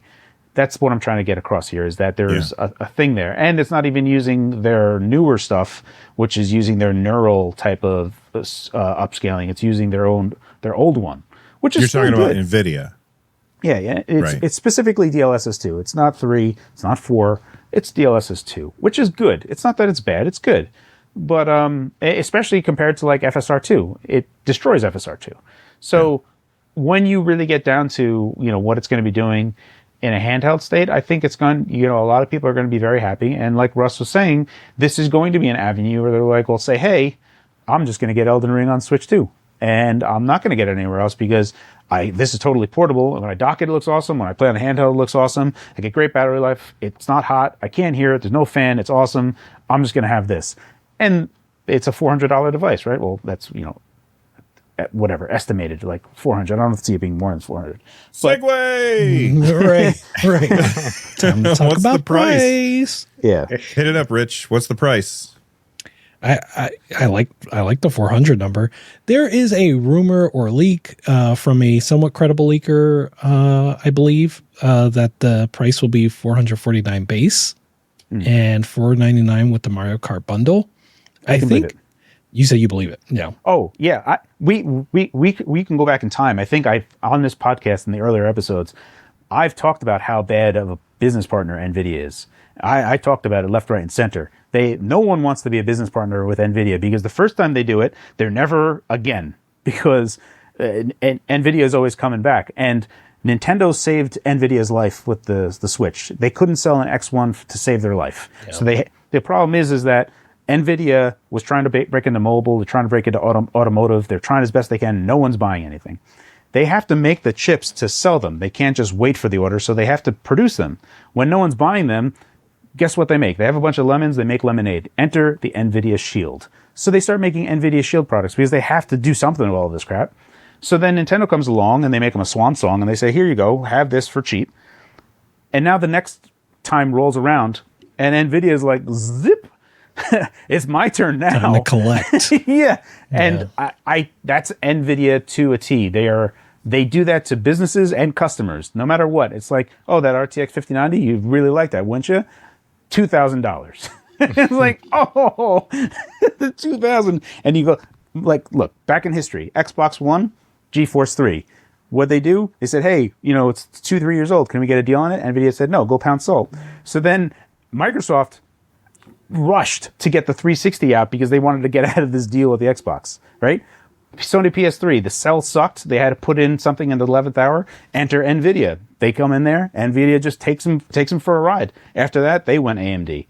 Tesla's had Tegras in them for a brief moment. Then they got rid of them. Every customer that is a business customer of NVIDIA eventually leaves NVIDIA.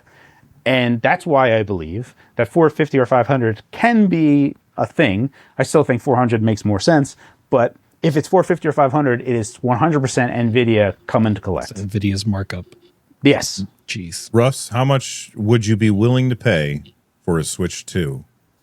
I mean, I'm going to buy it regardless, but I think that 400 is the absolute max. And I think it's too high. I think at 400 is too high. I think 350 is a sweet spot. They've always sold their consoles around that $300 range, at launch. And tech is just getting cheaper. And I don't know. I don't get it. Like how much did a PS4 cost at the end of its life cycle? Around 300, right? Right. So And I don't would, like this. I would temper that only because as these newer nodes are coming out, which Nintendo's not using, right? Nintendo's not using the newer nodes that are expensive. They're still using old stuff. So they still have, like even the RTX 20 series, which this is based off of, right? That was the start of GPU prices starting to climb. You had the 1080 Ti that I bought for $625 and I didn't know how good I had it. And then like the 2080 came out and I think it was like $1,000 or whatever. So it jumped drastically. And then you had, the 3080 was like $1,400 or something. Then the 4090 came out and that was like $1,700. So NVIDIA has kept on climbing, but the days of that are gone. Like Strix Halo is a super expensive part. That's a $2,000 thing for every one of them. And they're using chiplets. So, but the thing is Nintendo's using older stuff. So it should be cheaper, but I still think NVIDIA is going to come to collect. Yeah. Bill, what do you think? Price wise, I mean? Yeah, like what is your max? I don't know what my max is, but here's the thing that I'm thinking about. The Switch came out in 2017. In 2019, they released the Switch Lite. In 2021, they released the Switch OLED. Mm-hmm. If this screen is not OLED, and I assume that it's not, then they're going to be shipping a Switch 2 OLED at some point. Don't forget this. And they gotta have somewhere to go with the price, because they're not going to sell it for the same amount. And if you look at what they did with the Switch, they did not lower the price of the Switch when the Switch OLED came out. Yeah. They said, okay, here's the Switch price, here's the Switch OLED price. So I do think that they need to keep the Switch price reasonable so that they have somewhere to go for the OLED. And also, Nintendo is very different than PC handheld manufacturers. Typically, people do not have, we're obviously weirdo exceptions to the rule. Typically, people do not have a bunch of these things in their house. Typically, people have a ton of Nintendo Switches in their house. Generally, it's like one for every kid. Every kid has a Switch in the house. And it's not really a shareable device. I think the PS5 Pro really skewed perceptions, like mainstream wise. I know it's not selling all that well, but that $700 price is so high. That's like old. It's a new anchor. Yeah, it's like old 3DO pricing, right? Like when you first saw 3DO, or even like Neo Geo back in the day. You just were like, "Whoa, that's too rich for my blood." As a little kid, right? Like you just like step away. That's not for me. $250. Yeah. So yeah, I don't know. I think it's a new time. The economy is a different place, and a McChicken by me cost almost $4. It used to be $1 in 2019. So, yikes. I don't know. So we had this comment on last week's episode from Donnie Darko 4497, and the basic idea behind his question is we all have unreasonable expectations of how much can be improved at this point. And Nintendo can't simply lay down more transistors. They get so small. Like, what are we? People are estimating that this is a 8 nanometer chip, and the original Switch was a 16 nanometer chip. And they're like, how much smaller can things get? And so then they have to start using that AI upscaling and that kind of thing. And that does affect the price. What do you think, Rich? Yeah, I definitely think it does. And I do think that, we're, like I was saying earlier, we just don't see the gains that we used to. I think that Nintendo's challenge, however, is you have to sell this device to people, right? Like, we are talking about it as if it's a foregone conclusion that we're going to buy it, because for us it is. But Nintendo Switch sold over 100 million units. Is it 130 now? I think it's somewhere between 120 and 140. Okay. So It's yes, I 150 think because it's like 130. 10 million away from PS2. 150, you said, Carrie? Yeah, because as they were approaching 150, Sony was like, "Hey, remember what we said? that's right. PS2 only sold 150. It's actually 160." Yeah, Right. right. Yeah. Yes. So let's say it sold 150. 100 million units sold might be considered a failure by Nintendo, right? Like not a flop, but just when we're talking about every generation needs to be bigger than the last, which, you know, a lot of these companies, that's how they think. 100 million units sold might be considered a failure, especially when they don't have other hardware to buffer that up because they've dedicated all of their resources to just this one pillar, so to speak. And I think they're going to have a hard time reaching what Switch 1 was able to accomplish with the Switch 2. And that's one of the reasons why, right? It's just you have to sell this console to people. And if it's not graphical fidelity, what is it exactly? And if it's not price, what is it exactly? So I don't mean to interject on anyone real quick, but I just want to answer that. Is when the PS4 and PS4 Pro came out, and even the PS5s, people are still playing PS4 games because, you know, they're still fine. Yeah. Mario Kart 9, I think what we saw was actually the Switch 1 version of it. We've already seen the Switch 1 version of Metroid Prime 4. So I do not see Switch 2 being this bisecting point where That's fair. Nintendo is no longer making Switch 1 games. I still think for some considerable time that they're going to be making Switch 1 games. So it's like, if you want to buy a Switch and play new games, you can. You have a Switch, and you can buy the cheaper Switch. This is the Switch 2, and this one costs more. Yeah, that makes a lot of sense. Especially if you look at the new Nintendo 3DS, when that came out, they only had I think there were only 2 games that were exclusive to the new Nintendo 3DS. There was Xenoblade Chronicles, and then there was something else. I can't remember what it was, but they just continued making 3DS games. And for most games, especially those indie games that can run on anything, those are just going to be Switch releases, and people will also play them on the Switch too. I don't know. I still think 350 is what's going to move units, and they can be a loss leader if they want it. Like they're going to make money from us no matter what. Nintendo has done the loss leader thing once, and you know what? And I'm not saying that they're going Wii to, U. right?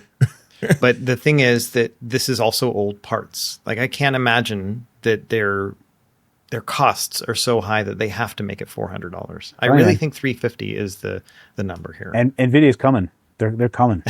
They're like, that's the one unknown at this point, right? Is that one chip, right? But everything else is. That's why I mean, 400. I think is.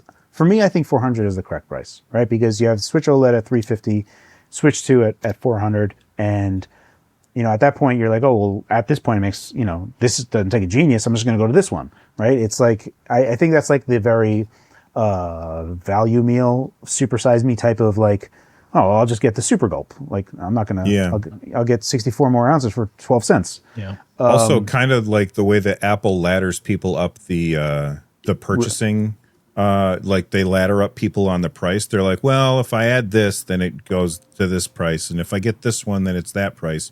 And it slowly walks people up to higher and higher prices. You start with the Switch Lite at $199, and then the Switch at, how much is it now? $250?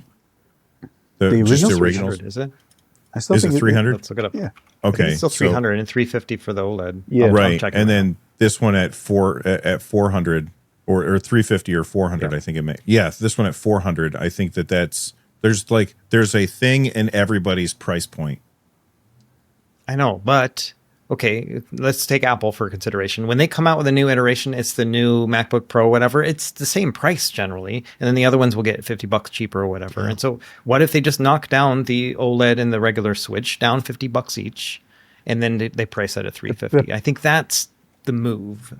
From a business perspective, that's what I would be pushing for. I agree with you just from my perspective. Right. Same. But Nintendo does things how they see it.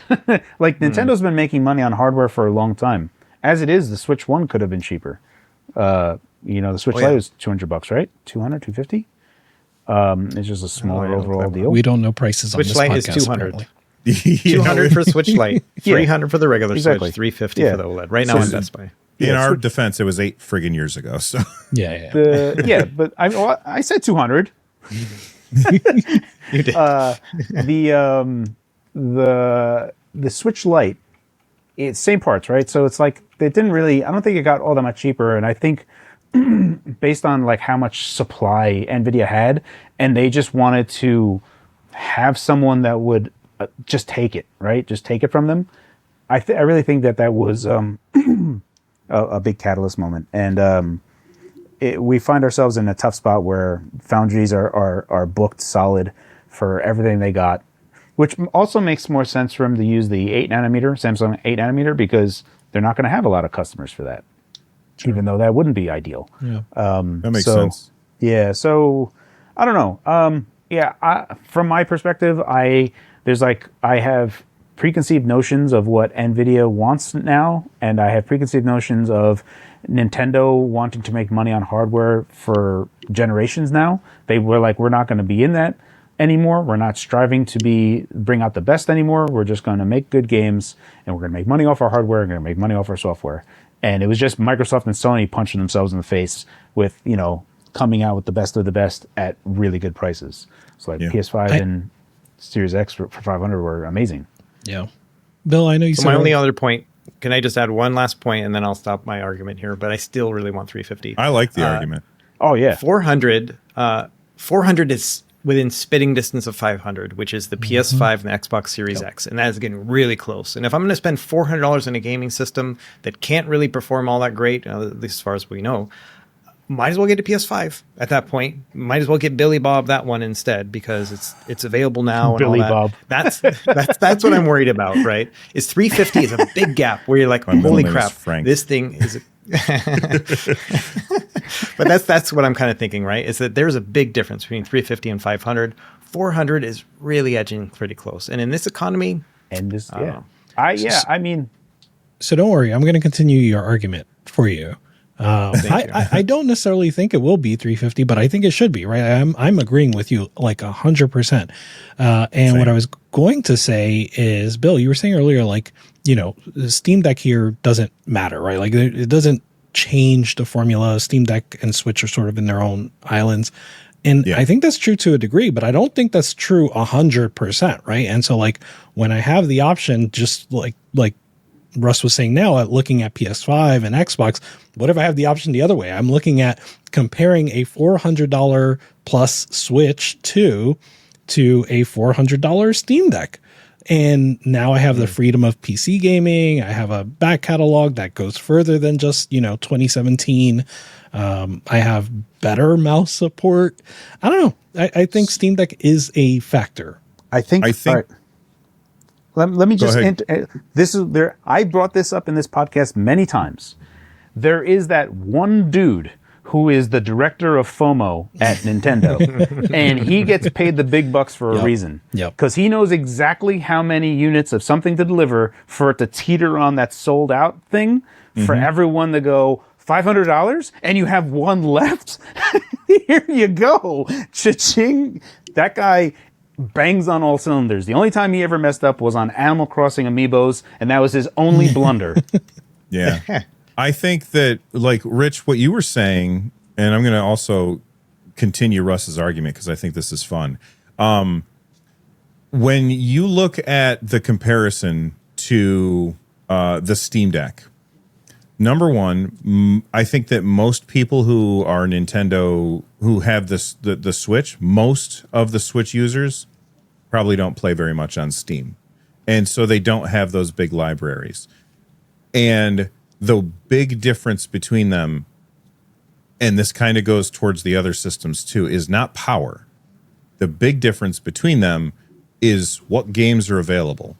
And I would say maybe not most, many of the games that are available on Steam and Steam Deck that are appealing to somebody who wants to play games on a Nintendo Switch are also available on the Nintendo Switch. It's an indie monster. It's not as big a monster when it comes to as Steam, but it is an indie monster. And then you also have the bonus of having access to Nintendo games. So I think a lot of people, not people who watch this show and not the people who are on this show, but I think a lot of people, they would pick the Switch over a Steam Deck any day of the week, even though the Steam Deck has way more games because they can't play the Switch games on the Steam Deck. And the same thing happens with Russ's example, when you're looking at $400 for a Nintendo Switch versus $500 for a PlayStation 5, you don't have Nintendo games. So you can't play Mario. And Nintendo games are also not enough, right? Like that's you don't think so? They haven't been. They traditionally have not been, right? Like Nintendo games did not make the GameCube a success, right? Did not make the Wii U a success. There was something magical that happened with the Switch, and there was something magical that happened with the Wii. And the best that Nintendo could do was just hold on to that magic for the Switch 2. They were never going to recapture it. Let's be clear. That was never going to happen. But they could try to hold on to it and extend it as long as they could. But it's not just Nintendo games alone. It was the fact that you could play games on handheld, not just Nintendo games, right? It was the fact that Skyrim. It was the price. That was a factor. When you're looking at like PS4 and what that costs versus this, and being able to dock it, and then there's the party stuff. Like it's just it was a black swan event, right? And all they can do is just hold on to that for as long as possible. But it's not just games alone. And I'm not saying, you're right, Steam Deck, most Switch owners don't even know what a Steam Deck is. You're absolutely right. My point is just that there's these little like attacks, right, on what could be the Switch 2 success. There's a little bit of, Steam Deck and the comparisons there. People are becoming more aware of it daily. There's the PS5, there's the Xbox, there's whatever PlayStation handheld may come out, because handhelds just feel like now that's just the bare minimum you can do, is at least think about releasing a handheld, an Xbox handheld, a PlayStation handheld. And when the Switch came out, there was no handheld competition at all. None. And now there is. Yeah. Yeah. Right. And then only other thing I'll add here, Wii launch price was $250. And I think that is a very low barrier to entry right there. And that's where I'm like kind of thinking, right? Which one was $250? The Wii. The original Wii. Oh, okay. 2006. The thing I think, so in 2006, you still had the presence of TV and advertisements actually being effective. More than anything, you had people on like Good Morning America playing on the Wii, and you had old people looking at something going, oh, I know how to use that. Oh, you can do bowling? I can do that. And then like my aunt, who never played a video game ever, bought a Wii just for Wii Sports that came packed with it and never got anything else. There's so many cases of that just existing, and I don't know what the correct advertising method is anymore. I think it's for like content creators, but it needs to be like a guerrilla effort. And sometimes you have to do stuff like, what was it? The Grimace Shake thing that was like that. you know what I mean? Like you have to do guerrilla marketing at this point for like, to get people's attention. Like for me, it's like, I think sponsors, I don't know about you guys, but whenever anyone says, oh, and now for this sponsor, I'm just like, I don't even look at it. I just skip it immediately because I can. And like, I'm using sponsor block. It's like, boop, boop, boop. I don't even know what the hell they're advertising anymore. So sponsors don't do anything for me. I'm sure that there's kids that, like, I see my son and he's just like bop, bop, bop, just like thumbing hit the right of the screen, just bumping 10 seconds at a clip, like click, click, click, click. By the way, this episode of the Nerd Nest podcast is brought to you by you, Green. Not really, just a joke. Yeah.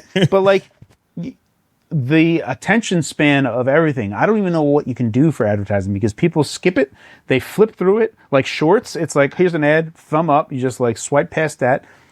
The whole thing of drawing attention to something is so much harder now that I don't even know I don't think anyone really knows what they're doing outside of just like what Rockstar does with Grand Theft Auto. When Grand Theft Auto is coming out around, just walking through New York, you know it, because it's everywhere. like sides of buildings that are completely Grand Theft Auto. Like there is no escaping Grand Theft Auto when Grand Theft Auto is coming around in New York. You are very, very aware that it exists. So outside of just placing it everywhere, or just having like really underground guerrilla type of marketing, or just paying every creator ever to just be like, Nintendo Switch 2, wow, you know what I mean? Just like, or anything. Like, it's such a hard thing to crack into, so I really don't know what the hell they do anymore. It must be a tough racket. I think that you go to the movies, you have a captive audience. They'll have Switch 2 advertisements there. Just like you said, for GTA in New York City, they'll have the whole thing's going to be plastered in Times Square. It's going to be New York, that stuff everywhere. They're going to be on those terrible morning talk shows that, people watch. I don't understand why they watch them, because, you see them when you're in the doctor's office and you're stuck watching them, and you're going to see those advertisements. And the thing is that video game systems for the gamers don't really need advertisements. It's more that those advertisements have to be for the people who are going to buy it for the gamers, usually, I think. So, yeah, like going along those lines, how many Steam Decks do we think have been bought? 5 million? Maybe. Roundabout. Let's say that means that Probably about right. That means that effectively, not just like I would say that 5 million is your absolute hardcore people, because Steam Deck doesn't advertise for squat. They just like sometimes have it in a wheel on Steam's front page, right? Like that's all that they do. They don't really advertise it. So you have 5 million people that are effectively your super hardcore people that are going to know everything that there's to know, because they seek out that information. So that's the number, which is not a very big number at all, especially when you need to collect from, a bunch. But so the thing is, Nintendo doesn't have to advertise, because you're going to go on YouTube and you're going to see all of these Switch channels, content creators that are they're going to make videos about it. I mean, the amount of people that just made a video on just this kind of ho-hum announcement was astronomical. Three in this podcast. Right. Yeah, that's right. You let us down, Carrie. You let us down. I mean, what am I going to add to it? I'm like, well, whatever. Like, make an 8-minute video out of a 2-minute video. Yeah, so that was the Switch 2. I would have, now that you say that, I would have enjoyed your reaction video, just watching it and just making Yeah, I mean, I don't know. I think that I think like that one eyebrow up. Yeah, I think it would just bomb like crazy on my channel. It's like, even though it would take me 10 minutes to do, I'm not going to do that. I don't know. Yeah, there has to be something that I could. There has to be a story that I could feel compelled to talk about. But from that trailer, there wasn't anything new that really felt compelling, and they didn't really reveal anything.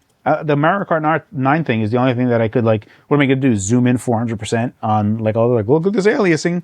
I bet you this is Switch 1. I guarantee that there are videos out there that have a million views already, analyzing the pixels on Mario Kart 9, which is not something that we do, but still. Yeah, those types of videos don't really do super well for me.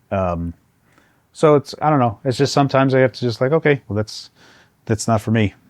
Well, the other thing that we didn't find out about is the dock. Like, they showed us the dock. The only thing we know about the dock is that Nintendo looked at Apple, how they match all of their curves and got all of their curves to be the same curve radius. I think that Nintendo did that with the dock. It's the same curve radius as the Joy-Cons. And we know nothing else. Russ, you said that you saw a dummy at CES, like this one. Did you see a dummy dock? No, it was. I saw the dummy handheld, but then also someone showed me their pictures on their phone. I couldn't take pictures of that, but it was from like a factory, and it was showing like the real, like this is the real thing, is basically. And they're showing me, and it was like it showed the Switch, and it showed like the orange and blue inside of it, like it was what we saw in the trailer. And they also showed the dock, and the dock was from the back, like thick, like 1.5 inches, maybe 2 inches thick on one side, on the left side of it. It just kind of sloped down into this really thick part in the back. And I was like, is that a fan? We don't know what this thing is. And so, but it was big. It was thick. And I don't understand why it was so big. But that was the only major thing I saw from that. And it was only a top-down one picture, and I saw it for like 5 seconds. Just to be clear, they showed you all of this on the same day that Nintendo lawyers approached them. Yeah. Okay. All right. Just checking. Somebody show it to me. I don't want to. Yeah. Yes. Yep. Right. You name names. It's like that printer is like going. They're like in Hawaii right now. They're like, And again, they were very smart and cool about it. They're like, we've got this. And they gave me no sources. They're like, don't take any pictures of this, but here's just kind of off the record kind of look kind of thing. Yep. So, that's all I saw. Rich, let's hear your prediction. What do you think the dock's going to do? I love the second display idea and whatever is in that dock helping to make that possible. I don't picture like a eGPU or something like that. Nothing like that. So yeah, I think a second display is my best guess.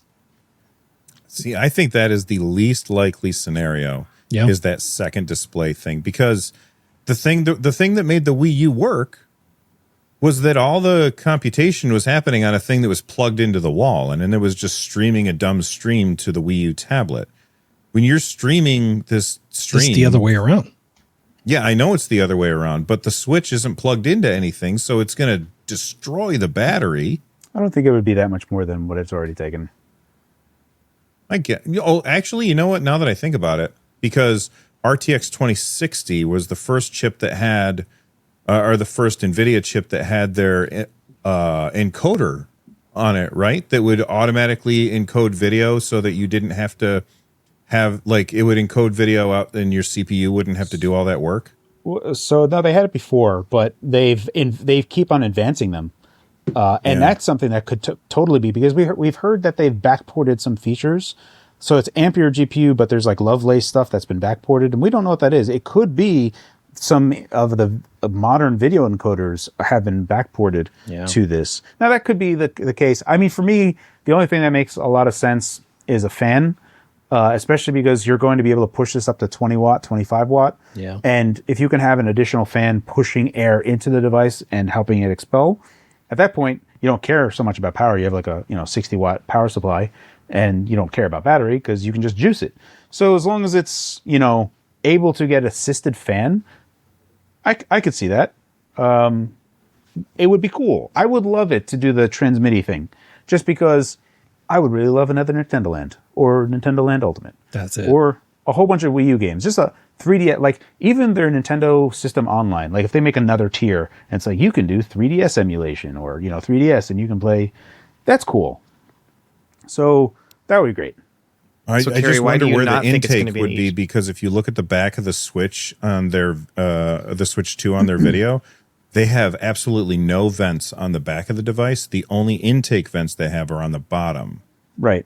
Yeah. So I wonder if there's room on the bottom for a fan to be there. You could duct a lot of things, just, have a thing and then just jet through them.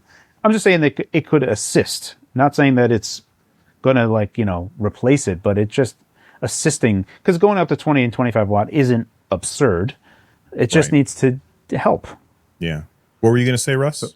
I was curious, Carrie, like when we mentioned eGPU, you immediately said no. So what are your thoughts on all that? eGPU makes no sense at all. It's way too costly, adds a bunch of complexity for something that should be absolutely simple. If you have someone that takes something off and you hot plug it and it just freaks out and you have to reboot your device, that's a big no-no. It doesn't make any sense, especially because of the chip and what clocks it can go up to. You can already have this wide stance of a performance profile. You can have a handheld mode and a docked mode. You don't need a GPU and eGPU to have a super docked mode. You already kind of have a docked mode. So it's an added cost, a lot of added complexity. It needs to be simple for a user. I don't see it. Okay. Yeah. My only asking, I mean, I agree with that. I've speculated before that it would be cool if they did it, but yeah, the reality is probably not there. But that thickness in the back, for me, was like, this seems more than a fan, because that's going to be a big fan. And that's kind of the thing that I was thinking. Right. Yeah. They also have to have room in there for like Ethernet ports and a bunch of other crap in the back. Yeah. So you're gonna have a block. That's true. Right. Like, so. Yeah. I mean, I do not see eGPU at all, and I know a lot of people always bring this up, but it never makes any sense at all. Just the cost of it by itself. That's a huge cost Because what is it going to do, right? If it needs to be better than the Switch's GPU, you're already in a bad place. Now you went from You mean price-wise for the dock? yeah, for the thing. Like, I mean, Right. what are you going to buy? A Switch 2 without a dock, and then you buy the dock for another $400? Like, I mean, that's a harsh thing. So I don't see it on a whole bunch of levels because the costs just don't make any sense whatsoever for an eGPU in terms of mainstream. Yeah. All right. I guess it's time that we wrap up the show with, do you think that it was boring, too safe, exciting? Are you hyped for it? Rich, what do you think, man? So I talked a lot about this in my video, and I think it was safe. I think it was quote unquote boring, but I think it was correct, right? Like I think it was everything they needed to be. The only thing is I would have loved to see more, right? Like what about that dock? Right. The mouse mode was just like if you didn't know there was mouse mode, you wouldn't necessarily infer that from that trailer, right? So like that the leaks were informing the how we interpreted that trailer. So I would have liked to know more about the mouse mode. I'd like to see more about the games and the prices. So that's where it just kind of still leaves me wanting. I did receive one comment that was like, it just felt like Nintendo's like, here, take this trailer. Like, stop asking us about it. Just leave us alone. Here it is. Right. It's funny, but that is kind of what it feels like, to a degree. So I'd like to know more, but I think it was the right approach, to at least, I think they touched on the right things, right? The continuing the Switch's legacy is how I would put it. Yeah, my video, I said that the Switch is exactly what it needs to be, and then in the thumbnail I said boring. And man, I got a lot of people who were mad at me for saying that it was boring, and I was like, did you watch the video? Because I said that it should be boring. It needs to be boring. This is what Nintendo needs to do in order to succeed.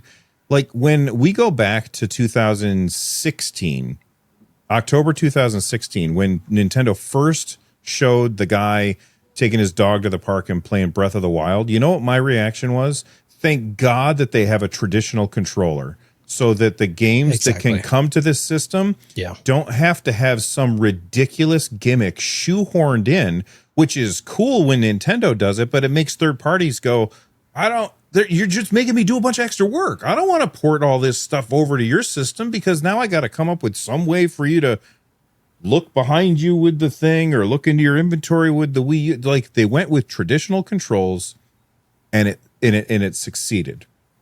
And I don't know anything else that they could do that would be better than just making it better. You know what I mean? Russ? What do you think? Do you think are you happy with what they did?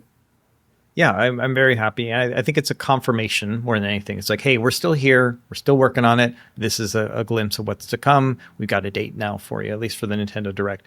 And the other side of, Bill, what you're just talking about, like having traditional controls with a Switch and now with a Switch 2, emulation is going to be a lot easier to do in the future. Say 10 years from now when Switch 2 emulation is all broken out or whatever, we don't have to use any sort of like emulating Wii games sucks on a handheld right now, like on a Retroid, because you got to figure out all those inputs to make it work. You know, you can't play Wii Sports really that well at all, you know. N64, hello. Right. And so those kind of things, I think, for me, like forward looking, I'm like, all right, cool. That means that we'll be able to emulate for years to come in the future kind of thing. So Russ thinks it's going to take 10 years for us to unlock emulation for the Switch 2, Carrie. What are your thoughts on that? Legally, I think probably like people wanting to just like give it some space. Probably. Yeah, that sounds right. Like specific, like talking about like emulation and the same kind of controls, but now they're different. They're Joy-Con 2s, right? Do Joy-Con 1s work on the Switch 2? No, because it would have a different, they would have but you mean Bluetooth? Wirelessly? I think so. Yeah. I think so. Bluetooth is I right? think that's a good idea. Yeah, they oughta. They have to, right? I can understand not connecting to it, but at least being able to use your old Joy-Cons but then you have that thing of not every game is compatible with the Switch 2. And it's like, well, what the Joy-Con 1s could satisfy a lot of things that would be. That makes I think sense. that's size of Joy-Con. I think it's like like Ring Fit Adventure, stuff like that. Labo. You know, it's Right. not going to work. Yeah, But but then he's you, saying- just That's the only put, thing I you think could of. just put old Joy-Cons in Right. there. That well, so I don't know. I'm very True. curious if original Joy-Cons work or not. That would be a real dick move from It would. Nintendo to not allow the new They never Joy-Cons do to that. work. Yeah. Hey, you never know. It's true. Never know. I don't know. They're the kings of the dick move, for sure. Yeah, you never go full Nintendo. Sony's working pretty hard on that though.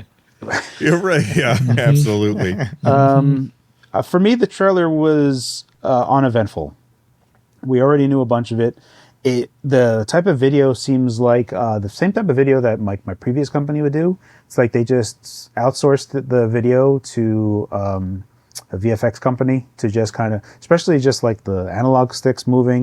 It felt like a very Cinema 4D type of video, or just like Maya or something. Just I feel like some VFX company made that, but they didn't have all the information. Like at the very least, say 8-inch screen. Say, Yeah. for the love of God, just give us the battery information. Like, I don't even know why you're being so cagey about that one, right? Like, everyone is like pilfered data about what type the clocks these things are running at, how much RAM it has, and we have zero idea on what size battery it is. And Nintendo could have just done me a solid and just had like a spec sheet. There's like 8-inch screen. We don't know the resolution. We'll wait on that. Here's the size of the battery. Like, just stuff. Yeah. I know the reason why, Carrie. It's the same reason that you said that it's guerrilla marketing. If they give us the information, then they get one news cycle, and then we're done. Whereas now they gave us this, so the speculation will continue, and people are going to keep making videos about the Switch 2. They'll keep showing up in people's feeds, and that's free advertising. Looking forward to PAX East, though. I guarantee it's going to have a huge Switch 2 presence. Oh, yes. I cannot wait. Yeah. All right. The last thing that I want to say is that, Rich, you put in the show notes Steam Deck ? I don't know what the hell that is. What is that at the bottom? We talked about it, right? Like, it's just how does the Steam Deck impact Switch 2 and vice versa? Like, what about a Steam Deck 2? I don't remember. I want to say again, it was like a PC Gamer article or something like that. But like, there was some website that was like, what if we don't get a Steam Deck 2? And I started thinking about it, and I'm like, it's a Valve. That's a very possible thing. Like, we may never get a Steam Deck 2. I know they're working on it. I know they want to release one. I just know Valve is also unpredictable, and That's true. Yeah. So I don't know. I think we talked about it. Just what are the implications there? So there's very quickly, and I don't want to draw this out too much, but for us that have Strix Halo, we have felt that power of going to 40 watt, right? We felt what that feels like. And that is a whole other level of performance where you start to like really go, oh, hold on a second. This is now good enough. And I think that's really where, like, if you have a 32 gig version of a Steam Deck 2, advertising is still not going to be a thing that they have. But I think that there's a threshold of that core group that goes, especially for some mainstream people that are kind of tiptoeing around PC gaming, even though and you guys see that that work where it's like a bunch of graphs showing how much PC gaming is like killing it. Yeah. So there's a ball rolling, the snowball's getting larger and larger, and I think that there's a Steam Deck 2, for all intents and purposes, has the capability of being a PC that is leagues better than whatever someone has in their house. And that is, for me, I think is something that is big. But maybe it's not. But I don't know. I still think Valve will do a Steam Deck 2, and I think it's going to be sensational. But yeah, I don't know. All right. Well, let us know what you guys think about the Switch 2 in the comments down below. I expect a lot of vitriol because, we're most people who watch this are PC focused gamers, and they're like, ew, consoles. But you know what? I don't subscribe to that. I play stuff on everything, and I enjoy playing stuff on everything. And I'm going to get the Switch 2 to play the Nintendo games, and everything else I'm going to buy on PC pretty much. But anyway, let us know what you guys think. Russ, what's your next video, man? What are you working on? The Odin 2 Portal, I'm going to do a review of this weekend. I've been working on it for a while. I had like a preview unit, a month or two ago. So now I'm just finally kind of putting it all together. And yeah, it's great. It's just, I don't know if we need that much power in Android. Can I ask you a question about the front of it? Yeah. How fingerprinty is it? Because I saw your picture that you posted, and holy cow, that thing is shiny. Yeah, super reflective, super fingerprinty. Yeah, okay. And it's way more apparent on this one than like the Retroid Pocket 5, because the Retroid Pocket 5 is like small enough that your hands kind of cover all of that stuff and you don't really see it. But the Portal is just, it's so much bigger, you see it everywhere. And so it is annoying. But I don't know. I don't know if it's to the point where I'm like, don't buy this thing because it's smudgy. It's just kind of one of those factors. Yeah. Carrie, what's your next video, man? Work has been really beating me up. I've been working on a Bazite benchmark comparison on the Win Mini compared to Windows Win Mini. So that's the only thing I really got going, but I'm just trying to crank that out. Gotcha. Rich? So I just released a Switch 2 video, but so next one is probably, I do want to talk about that article that Carrie was talking about. So the sales charts and stuff. Mm-hmm. Yeah. So that's probably next up. Yeah. And next episode, there's two things that I wanted to talk about. One is, like we mentioned it before Christmas break, was CD keys and their stores. I want to talk about that on the next episode, because I think that that's an interesting discussion topic. And we might also hit this PC gaming has been outperforming consoles for years article that Carrie was talking about. So tune in next week to the Nerd Nest podcast right here at youtube.com/nerdnest. Make sure that you subscribe to Retro Game Core, The Fox, and Fan the Deck. Oh, I was just going to say Rich. Subscribe to Rich. YouTube.com/Rich. Don't go there. I don't know who that is. Fan the Deck here on YouTube. And thank you guys for hanging out with us for a while. It was really fun having this conversation. And we will see you next time. Bye-bye, everybody.